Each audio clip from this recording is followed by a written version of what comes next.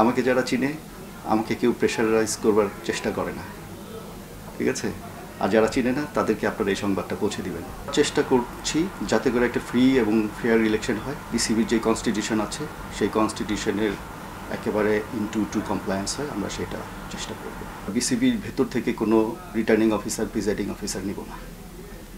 সম্পূর্ণ আমরা ইলেকশন কমিশনে যারা আছি, তিনজন কমিশনার আছি, তিনজন আমরা নিজেরা সিলেক্ট করবো বাইরে থেকে। পোলিং অফিসার যে আমরা সেটাও বাইরে থেকে।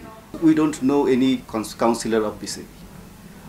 বিসিবির একটা লিস্ট আমাদের কাছে আসবে, সেই লিস্টটাকে আমরা পাবলিশ করব। এই এখন যদি বিসিবি আগে থেকে শুনে কাউকে অন্যায়ভাবে বাদ দিয়ে থাকে বা অন্যায়ভাবে ইনক্লুড করে থাকে, তখন আমরা যখন খসড়া ভোটার লিস্ট পাবলিশ করব তখন ওই অন্যায়ের বিরুদ্ধে প্রতিকার আমাদের কাছে চাইতে পারবে।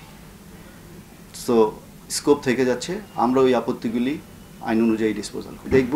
মাননীয় বিচারপতি মহোদয় কীভাবে বিষয়গুলি নিষ্পত্তি করেছেন। আমরা যদি দেখি যে উনি প্রপারলি করেছেন তাহলে আমাদের জন্য কাজটা ইজি হয়ে যাবে। সো আমরা হয়তো তখন আর সে বেশি ডিটেলসে নাও হতে পারে। আর যদি প্রাইম অফিসে দেখা যায় যে না, ওখানে কিছু ভুল ত্রুটি আছে, তখন আমরা ওইটা সংশোধন করব। কমিশনাররা সবাই খুব কম্পিটেন্ট লোক। একজন আছেন সিআইডির চিফ, একজন আছেন আমাদের ন্যাশনাল স্পোর্টস কাউন্সিলের executive director.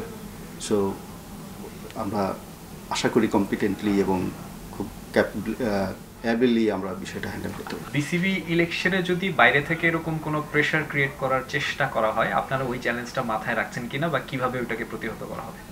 Very good question. আপনারা একটা জিনিস মনে রাখবেন, আমাকে যারা চিনে আমাকে কেউ প্রেশারাইজ করবার চেষ্টা করে না, ঠিক আছে? আর যারা চিনে না তাদেরকে আপনারা এই সংবাদটা পৌঁছে দিবেন।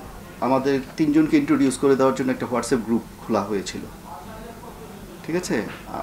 আমিনুল ইসলাম বুলবুল সাহেব যেই দিন আমাদেরকে মিট করিয়েছেন, তিনজনকে আমরা ফার্স্ট মিটিং করেছি, সেই দিন উনি ওখান থেকে লিভ করেছেন।